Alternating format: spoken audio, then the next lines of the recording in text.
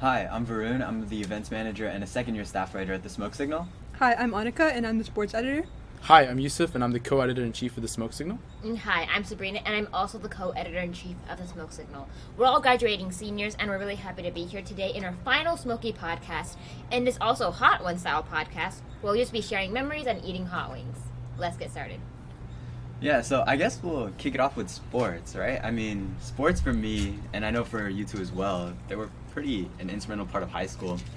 I was involved with golf from junior to senior year, and then soccer from like freshman to junior year. And looking back, it was a pretty good way to make friends, but I think more importantly for me, it was sort of like an outlet just to relieve stress, with the whole competitive atmosphere. It was just like, it was a nice way to physically release all the tension and stress I'd built up during my extracurriculars or strenuous classes. So yeah, how's sports for you guys? 100%. I think when I joined cross country and track and field in 9th grade, I was like, okay, I'm just going to do this because I want to be as fast as possible.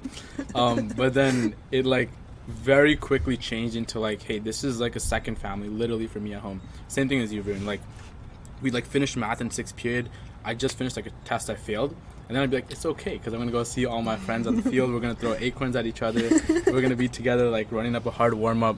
So I think the most special thing about it is that, like the Smoke Signal, honestly, it just becomes a second family. And that's something that I don't think anyone can take away from you. It's really amazing to have. Yeah, so I played tennis my whole life, but tennis is more of an individual thing. So I actually didn't join the sports and tennis team at our school until junior year last year. But I really regret not joining earlier because, since it's such a competitive individual sport outside, kind of having that sense of family within the team is, a lot more stress relieving and just a lot more fun. So, yeah, joining the tennis team my junior year was probably, one of the best experiences I've had in high school because I met so many people, seniors last year, this year a lot of underclassmen, and, yeah, it's just super fun. Yeah. Sorry. Listening to all you guys honestly makes me kind of regret a lot not joining a sports team when I entered high school. Because like Anika, I played tennis basically up until 8th grade. And it came to the point where I was like, do I want to join the tennis team or not? And then I got scared because my friends weren't doing tennis. So then I thought that was a good enough reason to not join. And then 4 years later, I never did sports in high school. And honestly, I really regret that because you guys all talk about having so many good memories, having your senior nights, even though it's virtual. But just having that community and that sense of family within a sports team is something that I am never going to get within a sports capacity. And that's something I really regret. So I'm happy listening to all you guys. But if there's any underclassmen listening who are scared to do sports, just do it. Go for it. You'll find friends. It's gonna be good. 100%. Have any of you guys gotten injured in a sport? Yeah, so actually right now I've been injured for most of the tennis season. I only went to practices for a week at the beginning, and then I haven't played any matches or practices. But funny story, senior night is actually on Thursday, and I went to my first practice since my injury today. So I will be playing senior night just for the experience. Very nice. I really wanted to play, so I'm just risking my injury, even though it still hurts a little. But yeah, I decided to do it. So by the time this podcast comes out, you would have already done senior night. Yeah. Okay. That's really, yeah. I think for me, when I played soccer, right, I was always scared, because when you play soccer, right, it's a contact sport. Mm-hmm. One injury I remember very vividly, I would wear my glasses out while playing soccer, and there are these different types of glasses that you can wear. You have these regular glasses that I'm wearing right now, and you also have these sports glasses. I wouldn't wear the sports glasses because it felt like my head was being smushed together, right? Because there's a strap that goes. It's a weird band thing, right? Yeah, it's this weird band, and I did not like it at all. And then I remember, I play center back, right? I used to play center back for the soccer team, and I remember this ball flying in, and I try to header it. So I jump up, but I jump up too high, and the ball just smacks me in the face, and my glasses go in, and oh God. There's a cut on my nose, and it got a little bit tweaked a little bit. Your nose? Yeah, I don't know. It wasn't a fracture. It was just I don't know. It was just messed up in a little bit of a weird way, and I was out for the next couple of games. But yeah. What about, have you ever been injured in cross country? Yeah, so just like you, Anika, I also got my first big injury this season in cross country. or I guess last season because we're in track right now. I think the biggest thing for me was like, I never understood how devastating an injury was. Like, it doesn't become about like you can't run. It's like I can't be there with my teammates. It's not about like the pain of like, oh shoot, my leg hurts. It's like, dang, everyone's out there at the warm up where they're like doing the intervals and I can't be there with them. I'm there on the sidelines. So like, for me, the injury this year was I'm recovered now, thankfully. But it was just like understanding that other perspective, because like so many of my friends used to get injured in freshman, sophomore, junior year, and I'll just be like it's fine, like you'll recover soon. But the mental pain is just so much. So it was a good learning experience for sure. Do you guys, go ahead. I had a question for you guys. Like, for sports, like, what do you think about sports is really unique from like clubs or like joining organizations? Like, what specifically about sports is the energy is different, the teammates? What is that like? I think it's just a lot more hype. Like, you can, like, Yeah. hype up your teammates because it's, like, a competitive environment against another team. So, like, on the sidelines, people are, like, pumping you up, even having, like, your family and other friends there. I think that's just different from a club because in a club, like, mostly clubs, you don't get that type of feeling where you're being, like, boosted up. People are, like, screaming, oh, yeah, go Anika, go Yusuf, go Varun. Yeah. I think also just one, like, for sports that push you to like the physical extreme every single time you compete, so like I'm thinking like running, swimming, maybe even box. Alright, this is why I don't play golf, guys. If you're gonna do a sport, don't play golf. Or like boxing. The other thing is like, you know, just like people bond over like the grind in classes, but it's a different feeling when you bond over like physical pain that you're going through. So I think that's like another unique feeling that really brings teammates closer together. But what are like some like clubs and organizations that like were really big in your guys' life in high school? For me, so the main club that I've been a part of for like the last 4 years is Girls Who Code. I actually joined in my freshman year when it was the first year of the club. So like kind of seeing it grow from like that first year of it actually being a club to now 4 years later, it's been a really good experience because like it started off with like maybe like 10 people, less than 10 people, like me, a few of my friends, and then just the officers of the club. And now there's like more than 30. There's even like middle schoolers coming now, which is like really great, from Hopkins. So yeah, Girls Who Code has been like a really big part of my high school experience for sure, because it's kind of like a club, but or like a sport, but like in a more academic sense, but you still kind of build that sense of camaraderie. You guys had like crossover with Girls Who Code for DECA, right? Mm-hmm. I'm in wings right now. Yeah. Well, they had to ask me in the middle of me eating a wing. So I think probably the second biggest thing for me, obviously other than the smoke signal for all of us, was probably DECA for me. I actually joined my junior year. I always wanted to join my sophomore year, but I just like didn't have space in my schedule, right? And so junior year, I was like debating whether or not I want to take an AP versus taking marketing. And I was like, you know what, I'll do both. Like, I'll take a 7th period. And then we had school budget cuts, so we ended up not being able to do that. Long story short, I ended up having to choose between marketing and AP, and I chose marketing. And honestly, I'm so happy I made the decision. Because for me, DECA was so important to me because I never had an organization where I could really learn how to like pursue my passions in business. I had always liked starting my own little shops, like being mildly interested in the business realm. But what DECA really provided me was not only a community where I could like really explore my passions, not compared to other people, but in a competition setting where I can gain actual real world feedback from my judges and from people that I never would have gotten before. And that really gave me validation to say like, this is something that I can actually do for the rest of my life. This is not just like some like fun hobby thing. Like, this is something that I can build off of and really pursue and be passionate about. And so that's why DECA was so valuable for me.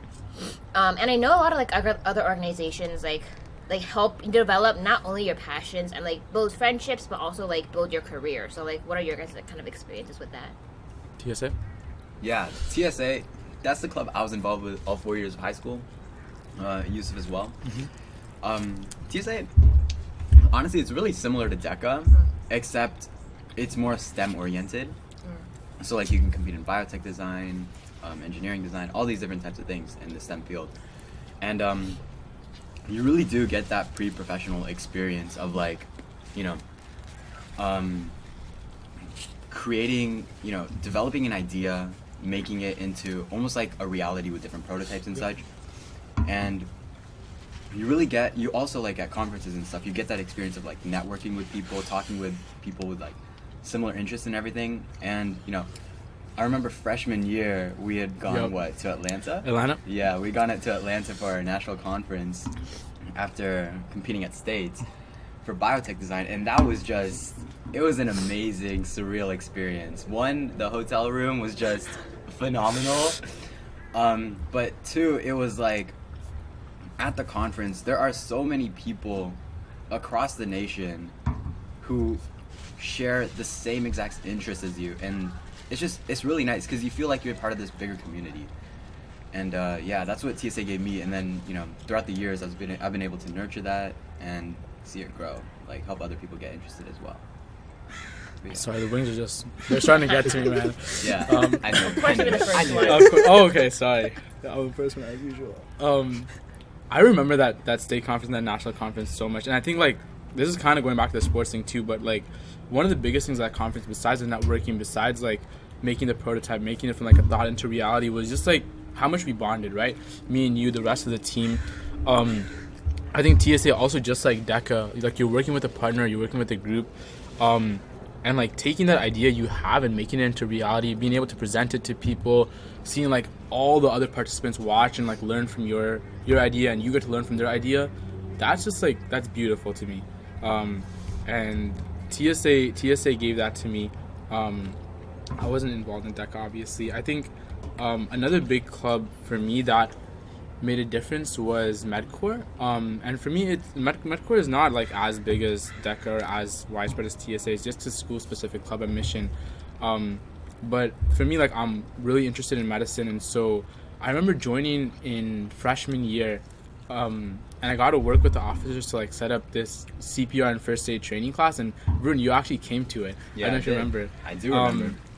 And so it was really nice. Like I really like loved MedCorps so much because they gave me that opportunity as a freshman to get so involved, and I thought like they wouldn't allow that. So now as a senior leading the club, I want to give that to the other underclassmen. And overall, that CPR class was just like super fun. We all learned so much. The dummies were a little bit scary though. The dummies were quite scary. I remember this from middle school. I would get nightmares of like keeping it in my room, so I threw it away. Dude, I have it in my room. Oh, God, let's so get it after the podcast. God. But back to something Yusuf, Varun, actually, like the experience of like being in a hotel room and like being at a conference. That's so like I feel like for all of us, we don't usually have a lot of opportunities to go on big field trips or to like go out to places with your friends. And so for me, like going to DECA conferences, right? That was so fun because it was just like, it gave me, I think, a kind of taste for like what college might kind of be like. Like you're on your own, you're like living with your friends, you can do whatever you want. You're responsible for your own time. And so then for me, that was like such a fun experience because like we're up until like 3 a.m. or like literally just having an all-nighter the night before like compete, and then like chugging 5-hour energy drinks like before we like lemonade. Go on. Yeah, sorry about lemonade. No, we chugged lemonade instead of 5-hour energy drinks. We would grind the biotech. We would like start grinding the biotech design event like 2 days before. The actual conference. We should not be saying that. No, same for DECA. It's so bad. Yeah. But like, I think one thing with regards to clubs that I regret is that I wasn't involved with more. Like I know, like freshman, sophomore, you always have like those clubs lined up on Mays Day. And I remember freshman year, I was like, man, I gotta only look for STEM clubs and everything because that's what I'm looking for. At at 9th grade, I was pretty naive, right? Nobody should be expected nobody should be expected to know what they want to pursue, right? And so I kind of regret not casting my net like as far as I should have and like been involved in more clubs. Yeah. Just one thing. Yeah. Do you guys regret? I was just gonna say, like Sabrina said, she was choosing between like DECA and an AP. I feel like a lot of people, like in general, like I know a lot of people who are like, oh, should I be a part of this club? Should I join this organization, or should I just take a harder schedule and like risk, like not be part of these organizations? But like if you think about it, clubs are like a different level of like you learn so much more, and like you learn a lot of different things than you would in like a regular class. So I think it's not even a risk, but I think it's like worth definitely joining clubs, even if it means like having a lighter schedule. I think the thing with clubs versus classes is like clubs, you don't really have a limit to what you can do. Exactly. Like whatever initiative you have, you go and take it in that club. You can do whatever you want with it. You can find your passion career. Yeah. You can like find internships. You can use that to build connections, build your resume. You don't have a limit. But for classes, it's just like you do what you're given. Yeah. And with Except clubs, smoke signal. except smoke signal. Hey, Join smoke yeah, signal. yeah, 100%. But yeah, like it's all about like what you have within yourself and investing in that skill within that club. So like, that's what I love about clubs versus like classes. Yeah. I know, Yusuf, you founded the Youth Emergency Prepared Council. How is it like creating your own club and seeing it grow? Of course, yeah. So that actually kind of relates back to the CPR thing I was talking that I mentioned with Varun. So yeah, after like we held that CPR class, the instructor, I don't know if you remember this, was like a very specific thing that happened in that class in freshman year. She brought us all to the front of the room and she like told us this like 10-minute long story about why CPR is so important and so tangible, right? Because like we took the 2-hour class and it's like, okay, like when am I going to use CPR in my life, right? That's what everyone thinks. That's what I thought. And then she told us like how she literally saved her toddler son's life not once but twice through CPR when he was in the pool. And so hearing that story from her was like, sorry, one second. Hearing that story from her was like, oh my god, this is real. Like people actually need CPR, and so that's kind of where the inspiration for Youth Emergency Preparedness Council came from. Sorry, I see you sweating. Oh god, my low spice tolerance. Yeah, Yusuf definitely has a low spice 100%. tolerance here. Yes, while I'm in the middle of explaining such an important topic, let's talk about my low spice tolerance. No, but yeah, YAPC has been awesome, and I think, like you said, for a club, there's no limit to like founding your own organization or starting something new, and that's what I felt with YAPC. It's really rewarding to put together events for the whole community, see people get involved, and I think for me, honestly, the most special thing is like we all have like one or two like things that we really love and care about in our hearts, right? And I think for me, the most amazing thing you can do is if you can instill that same passion and love in someone else and get them to also like help you with your vision, that's just like wow. Like that's how I think the best organizations can be built and like the world's problems can be solved. So sorry, that got really philosophical. He's going big. He's going to solve all the world's problems now. Yeah, it was it is still going to be very fun, YAPC, and I'm really looking forward to the future of it for sure. This is kind of like off topic, but I just remembered like you were talking about one thing for regret, and this is kind of back to sports. But even though like I did track and field and cross country for like 4 years, I'm so happy I did it. But in 9th and 10th grade, I really wish I tried out for the basketball team. Like even if I had made it, I don't think I would have gone through with it because like running was so awesome. But like it's about like taking that like uncomfortable step. I was so scared about like what everyone would think of me because I mean I don't play basketball competitively. And so I was like, okay, I'm going to go to tryouts and then people are going to think I'm weird. Like, what are you doing here, Yusuf? Yeah. But that's something I really regret. Yeah. Side note, can we do like a spice check right now? Like, how are we doing? Oh. He's dying. I'm How are you guys? I'm good. Look at your face. I'm chilling. Me too. Not even Me too. phased. Dude, how many rings so far? I've had like I've had 5. I've had 1, 2, Oh, 3, nice. 4, 5, 6. Just I think going you just on. need to talk into myself the rest of the right podcast, now. man. I'm at 4. I need What? to catch up. Eat slowly, okay? But what was I gonna say? Oh, okay. Yeah. So one of the things I was like kind of thinking about, I mean, like for you guys mentioned like, you know, clubs are so fun and like you sacrifice a lot of time for your clubs. But another side of like kind of manage your time between like school and extracurriculars is also like school and social events. So like how has that experience been like for you guys? Because like obviously you guys have so much stuff going on in your lives. How do you make time for social stuff? How did you balance that throughout your 4 years? I can start with that, I guess. So I guess it's like both, like for what I'm gonna say is both for like me and you, Varun. It's like I think in sophomore year, like we started like putting together like a friend group, and so we would like go hang out together, do like those social events, like whether it was like playing sports, like going to pack comms, watching a movie. For me, the way I started looking at it was like I'm gonna spend this fun time with the guys, with the boys, but like these are the same people who like motivate me and help me so much in my own academic and like my academic interests and my passions. And so I didn't really think of like the social time as a way that I was like losing out on me pursuing what I wanted to in the future. I thought of it like, hey, I'm getting closer to these guys and they're involved in so many parts of my life. This is just another part of us building that bond and that relationship.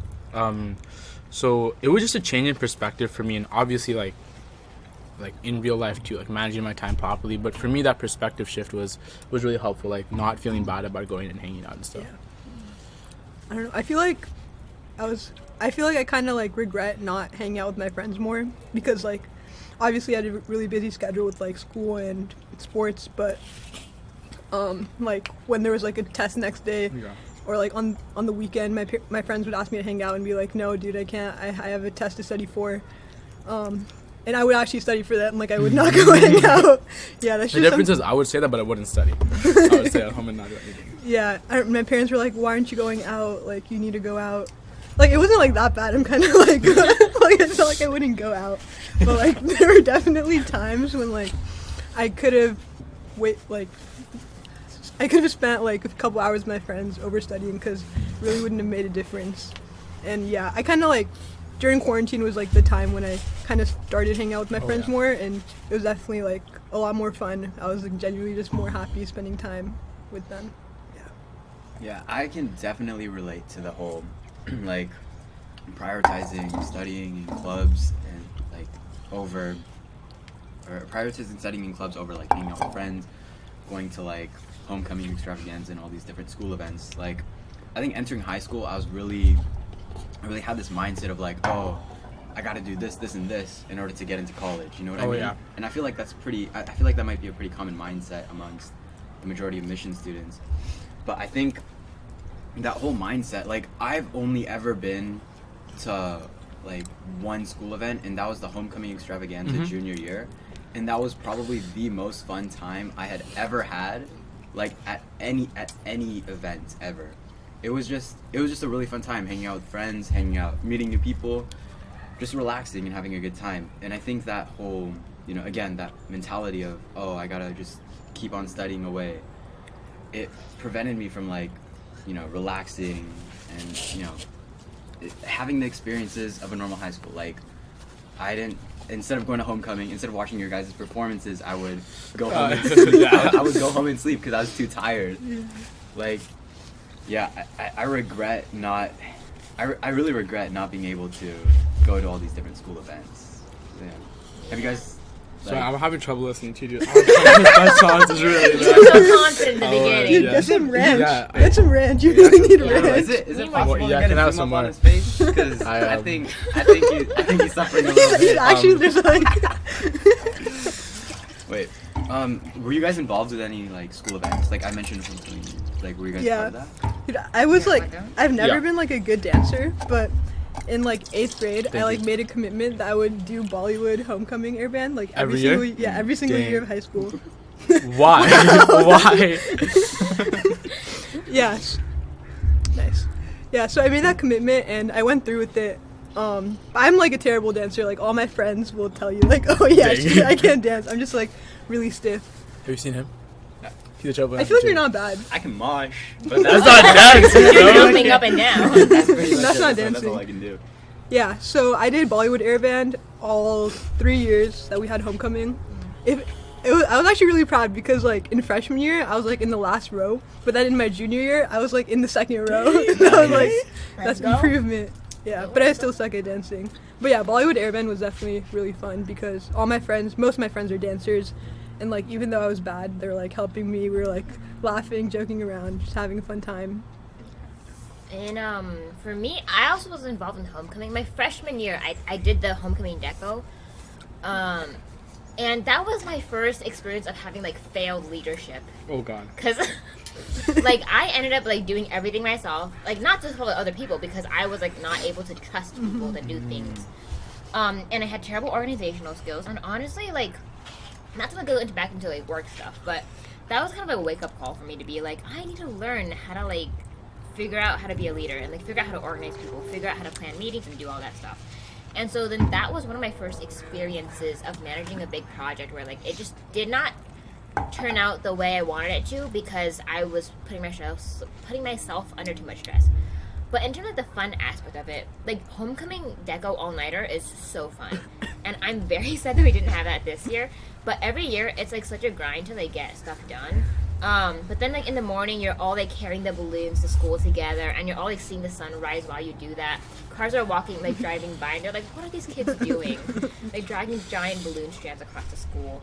But like it's just such a unifying experience to do homecoming and like see everybody work so hard to put it together. Wait, are those the same balloons that like we like drape across Yes, the school? Okay. yes, yeah. So it's really fun and I'm so happy I did that. Yeah.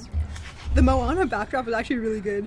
I like walked into school and I was like, dang, that's actually really good. I did So, like yeah. 30% of that the night before Oh, God. during the all-nighter. Yeah, our freshman deco was actually good. Like, Thank you. like, I was like surprised because like freshmen are not supposed to have good deco. I appreciate But then that a like, lot. yeah, so props to you. How you doing? I'm not doing well. I'm dying inside. But you know what? We're gonna continue through with it. Hey, keep on the grind, man. Yeah. Something you actually talked about Varun before, in terms of like social versus like managing schoolwork and stuff, I think like for me that became so much more clear in junior year. Obviously, I guess for all of us too, because so much more stress. Of course. Yeah. But for me, like, what I got really sad when I like realized halfway through the year, like, pretty much 4 out of 5 days of the week, I'm gone from lunch because I have meetings to go to, and I'm not being able to go out with my friends. But what I think actually helped me a lot in that sense was like making really good friends in all the organizations I was in. So it's not that I'm missing friends during lunch, it's that I'm hanging out with my club friends during lunch, and that makes things so much more fun and fulfilling. So for you guys, like, kind of what was your experience, like, being involved in school events that you didn't think you were gonna go to? I think one thing might be, this isn't for me, this is for you. The Okay. school assemblies, right? That might be one thing you can talk about. I have some Embarrassing very story good number memories. one. Okay, yeah. I think was it my freshman year? Yeah, I think so. My freshman year, school assembly, we were doing bubble soccer. Oh my I've god. been dreaming about bubble soccer for That's like when you're in the when the you're in clear that thing. plastic thing, and you just like run into people, right? No Even boundaries. Yeah. So they pull out the bubble, like it's like a huge thing that's like probably like 5 foot like diameter, and then why are you laughing so Usually much? they pull out the bubble. They pulled it off like the back of the gym, and then they were like, okay, who wants to play bubble soccer, right? And I remember like Ian being down there, he was like looking for hands. I don't know what happened. I think one of my friends were next to me. I was raising my hand super high, and he made eye contact with me from what I remember. And he's like, okay, like you can come down and do it. And I was so excited. Basically, long story short, I tried too hard, and then I ended up with upside down with my legs flailing in the air for like a solid 2 minutes, and I still have a video of that. Oh my god. Can we insert it in the podcast? How about we don't? I think it's a great about we idea. I do? think we should. How about we do? Right now? Yeah. Cut. But yeah, that was quite the experience for an event I did not plan on doing. And yeah, I need to get my redemption on bubble soccer again. I guess outside school events, I guess maybe we could talk about like sort of the friends we made, the community we've surrounded ourselves in outside of clubs and stuff. So like, do you guys have any, I don't know, role models or something like that you made throughout high school? Okay, I guess I'll go first. Yeah, so I guess first and foremost, you know, entering high school, it's really important to, like you said, Sabrina, surround yourself with friends you make at clubs, but also surround yourself with friends, you know, that you meet. It can be at the most random places, like conferences or in class or something. But it's really important to surround yourself with people who motivate you and push yourself to be better than who you currently are. Because, you know, I think something that a lot of mission people do, you know, myself included, especially, you know, entering into high school, I was always like judging myself but based on other people's expectations of me. Do you know what I mean? Don't get me started, bro. Yeah, like it's this constant, it's this constant drone of just comparing yourself and like, oh, he's doing this, I should do this.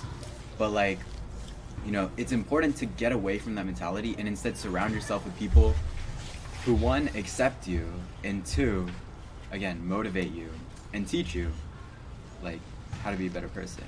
100%. So yeah, I'm really happy to say my friends, some of my biggest role models. But yeah, other than that, teachers are also a pretty big factor into everything. Do you guys have teachers you guys look up to? Yeah. For me, Mr. Marple, I actually dropped out of Bogman honors because I was like scared of that class. In what grade? 10th grade. Yeah, I had him, and then I dropped him, and then I ended up in Mr. Marple's third period class. That was probably my like favorite class of high school.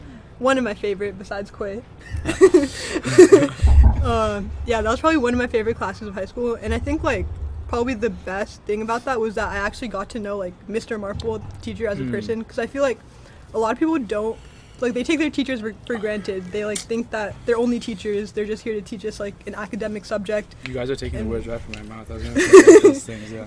Yes, but they're actually like, they're just normal people. They've gone through the exact same thing we've been through. They're older. They can give us advice. They can just be like our friends. So yeah, I had a lot of friends in that class, and then I also got pretty close with Mr. Markle, who I still talk to today. We've like been on calls with my other friends like during quarantine and stuff.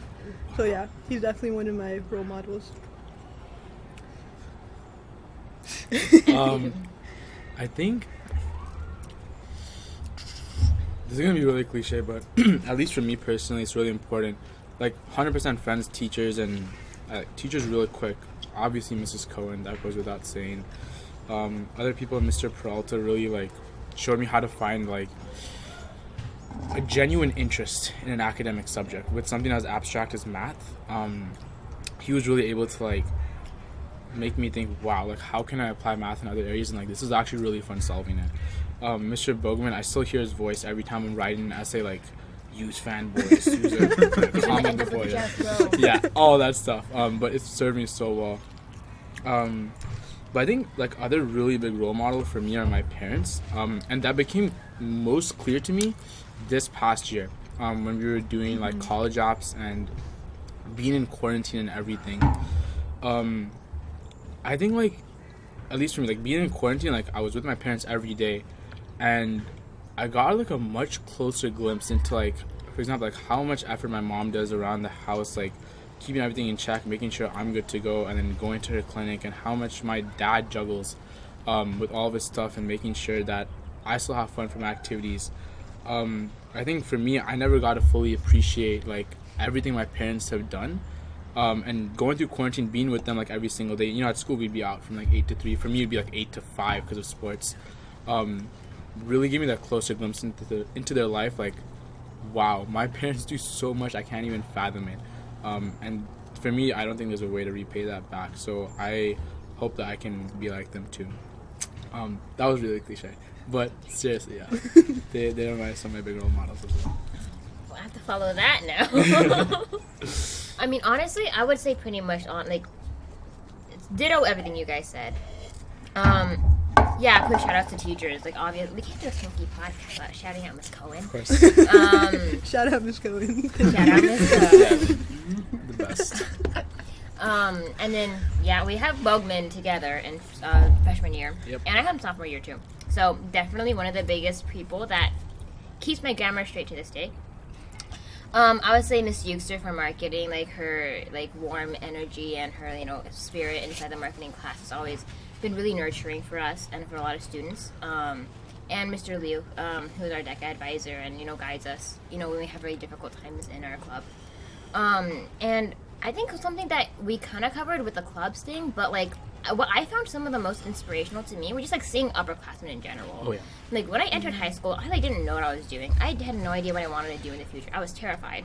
But entering organizations like Smoke Signal and seeing those upperclassmen and being in other like friends and like seeing my like upperclassmen friends give me advice and give me solid information on what's to come in the future, that made me a lot less scared about not knowing things. And it also made it a lot more relatable to me, the whole high school experience, because I was like, I'm not gonna figure out my way out here. Like, I'm gonna like drop out of high school and I'm gonna be homeless and I'm gonna be married to death row. Oh God.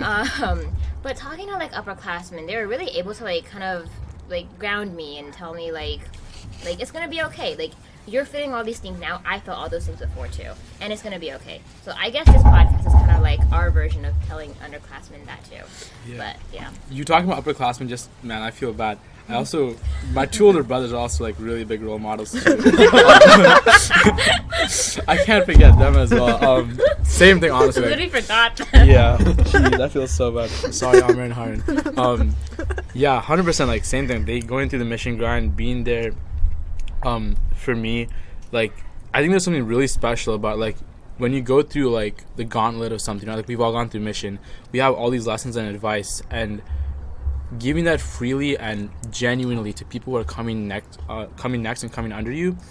That like for me, when my brothers did that, when upperclassmen did that, that really like makes me value and cherish them and respect them so much. So, yeah, I feel like everyone can be a role model. We covered like so many people, but That was really cliche, but very nice. yeah, everything I say is pretty cliche. I think it's pretty clear from this podcast. Yeah. I guess I know we were coming to a close on this podcast episode, but are there like any pieces of advice you think were like really helpful that you got when you were younger, or that like you've learned from high school throughout the 4 years? I guess I can take this one. I guess the biggest thing is probably, I feel like everybody's stressing it. I'm going to stress it even more. Mental health. That is incredibly important. It's something I didn't really prioritize until like sophomore year or so. You know, I remember end of freshman year, I thought one poor grade defined me, and I just like broke down. And next thing I know, like I'm super grateful for the teachers at Mission, because the next thing I know, like a counselor, like one of my teachers just reached out to a counselor reached out to me, they helped me, they sat me down, and they helped me realize, like, you know, one bad grade, one bad event, it doesn't really define you, it doesn't define who you are. It's important to move past that and just move on, because, you know, you can't stake your whole mental health on just one bad thing. And, you know, anytime you feel yourself getting overwhelmed, getting stressed, it's important to find a way to just find an outlet to just let that go. So yeah, mental health, incredibly important. If you don't prioritize that, if that's not good, everything just starts going downhill. Facts. Yeah, I think like in the moment, people think like, oh, this is like the end of the world. Like, how am I going to come out of this? But like, just look at the future. Like, will this really make such a big impact on what you're doing? And like even a year from now, like, will you remember? Like, will it be really that big of a deal? No, just like prioritize your mental health in that moment instead of worrying about what just happened.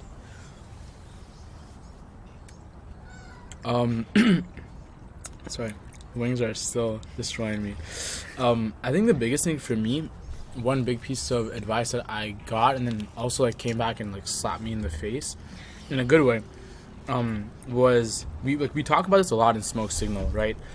I guess to put into 2 words, it's like really just taking initiative. For me, it's also like taking the uncomfortable step when you want to do something. So I mentioned it earlier in the podcast, like for me, I didn't take that uncomfortable step to try out for the basketball team, right? And that's something I still regret to this day. But I did take that uncomfortable step for like starting YAPC or like even joining Smoke Signal. And I think joining Smoke Signal was the best decision of my high school career. So I've seen that like when you don't take the uncomfortable step, you regret it. But when you do, it's so rewarding. So I think one of the biggest pieces of advice I would have is like, if you have an idea, if you have a teacher you want to reach out to, if you have a friend who you want to start something with, if you want to do something for your own, like mental health, like take the uncomfortable step, just say like, I'm going to do it. And even if it doesn't go well, the journey and the experience, like you learn so much, so valuable. So yeah, take the uncomfortable step and take initiative always. Yeah. I would say, you basically took what I was going to say, because that was everything. That was perfect. Really quick thing on that, I remember all the things and all the opportunities, every single opportunity I didn't take because I was too scared to do it. I remember every single one of those. the times that I like got rejected or I failed because I did try and it just didn't work out, I just roll over me like nothing because you go over those so many times. But like if you have something you want to do, you have to do it. Otherwise, you're gonna look back on that with a lot of regret. Like we've talked a lot about the decisions we've made in high school, and the ones that like we regret so much are the things that we just didn't do because we didn't go for it. That's every single thing that we've talked about today in this podcast. And so I would definitely say just like count to 3 and say screw it, like just do it. And the other piece of advice I would have, or like the thing I have kind of really important that I learned in high school. You missed the plate there. All right, well, that's the end of my wings. The wing on the table, very nice. Sorry. The most important thing I think I learned in high school. Do you need more napkins? No, I'm done, bro. I'm done. Done. Oh my god, you finished the entire plate. Yeah, this was my last wing, and I dropped it on the table. I can't eat it anymore. That's embarrassing. We're all done. Sabrina. Small appetite, okay. But, okay, what I was talking about was, like, the most important thing I learned in high school, and honestly the most valuable thing I think mission gave to me was just, like, to not judge others on, like, what's going on in their lives. Like, I think entering high school, I made so many judgments of, like, if this person does this, they're a bad person. If this person doesn't do this, like, they're X, Y, Z person. But, like, putting labels on people and, like, judging people for, like, what they do or, like, how they act in public, it's, like, not productive at all. It doesn't serve you any benefit. And honestly, for me, I realized a lot early, like, really early on that it pretty much just, like, closes you off to so many opportunities to talk to really great people. Yep. So, yeah, like you see us like in the podcast, like we have a lot of stuff going on in our lives that you just don't know about, and it's really weird. But don't judge others, and like that's pretty much it. Yeah. All right, well, I think that's the end of our episode. Thank you all for listening and tuning into this final episode of the year. We had a great time, and we hope you did too. And I think it's safe to say that our tongues are sufficiently burned off. Yours is. Mine, yeah. All right, thank you guys for listening.